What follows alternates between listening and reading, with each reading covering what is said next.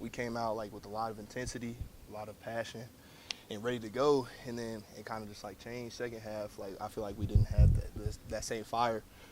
Like that's the most rushing yards we've given up all year, and it was like basic runs. It wasn't anything that was too exotic and we were in good calls. And I mean, it was just like at the end of the day, we look back at it now and we moved on. We know what we need to fix. You guys have shown the type of defense you can be. What was the response like maybe today in the film room or on practice field?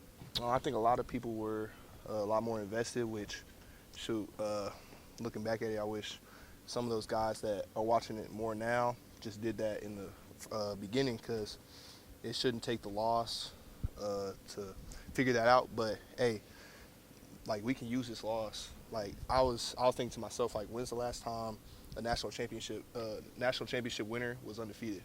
Like, that's just the day and age we're in now. So, like, we have a lot of goals still left on the table that we can accomplish easily. How much of a lesson is this for everybody on the team? And you guys on defense are more experienced, but you had 12 tackles for loss in this game. Looked pretty good, but you just miss one guy out in space, and it can be the difference in a game. Exactly. So we've made a big emphasis to focus on our tackling and gap integrity this week, most importantly. But just in terms of being in those one possession games, I mean, your league play the rest of the way. Yeah. Do you have to kind of shift your mentality a little bit? Yeah, Coach B always says it's a one possession league, and like five plays on either side of the ball can ultimately lead to the win or loss. And so we just need to do our job to like make sure that those are in our favor, do the little things, the details that will ultimately lead us to the victory. You talked about like the struggles in the second half. Did the tempo of that Texas offense contribute to that at all? I wouldn't say so. I feel like it was just us. Like, they didn't really do a lot of tempo, to be honest. Like, they huddled, and I feel like we just didn't have the sense of urgency that we did in the first half. We held them to under, like, 100 yards. And so I just don't think we played with that intensity that we did. Facing a quarterback like Lenoris this week, just what have you seen from him and how tough it's going to be to defend him? Yeah, he's a really good quarterback. Like, he had all the preseason praise and stuff, and we know he's capable of, and I think we got the right pieces, right game plan to really rattle him after watching some of the games. And they're honestly a really good team. Like, we played them last year. It's not a revenge game by any means, but it's just another game on our schedule, and we're trying to go 1-0 on the week. Obviously, you guys have faced a rushing quarterback before, but when you have a guy as big as built like Lenoris is, what kind of challenge does that kind of present for you guys? Man, and the arm talent he has too is really good to complement that. And so, I mean, it's just stick to the details, the game plan. Like, we got to stay in our gaps even more now because of how mobile he is, and he's a threat in the throwing game once he makes those plays too. So we really just got to stay in our gaps, know our assignments and details at the end of the day.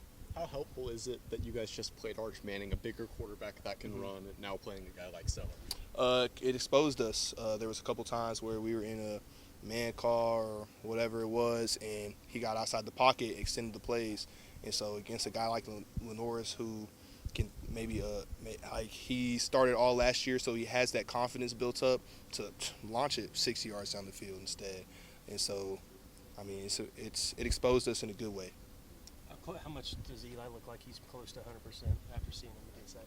Yeah, he played almost the whole game, and he said that foot felt fine. So he had the aches and stuff, obviously, from tackling and all that. But I think he is in a very good space physically, and I think he's pretty healthy. Hey, and for you specifically, where do you think you need to improve after that game?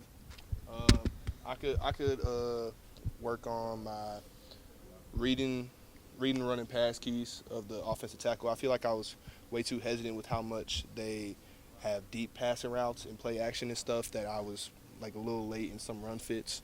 And then I could say my tackling as well. Yeah, those are two areas that I'm really trying to focus on this week. Hey, Peyton, what was kind of the message at halftime from Coach V? Well, I mean, there wasn't really too much of a message. We were just watching the plays that we let up in the first half, and so I mean, we were like, there wasn't really too much to say. We let up a big run and some other like little things, and we're like, we need to keep the pedal on hold on, my bad. Trying to think of it. Pedal to the metal, yeah.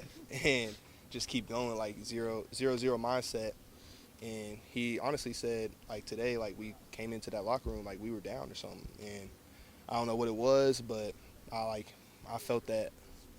Do you think maybe the interception before halftime maybe started some of that? Maybe. Well, I mean, yeah, like I don't think that's the main thing. I feel like we should be able to brush that off for sure. If we let that kind of play depict our emotions when it didn't do like anything, it did like it took off points a little bit. But I mean, like at the end of the day, we still went up in the half. So I mean, like you live and you learn, and so I feel like we should have. If that was a reason, we can't let that happen again. What's it been like in the locker room towards John Mateer? I mean, a guy that really pushed hard to get back for this game and to kind of take it on himself, you know, the disappointment of it. Have you guys tried to lift him up at all? Yeah, like he knows that it's all love. Like we're always there for him because at the end of the day, no one played their best game and a lot of people played their worst game. And so it's not just on him. It's a group effort because at the defensively, if we don't let them score again after the first half, we win the game. And so I think as much as people say it's on him, it's on the defense as well.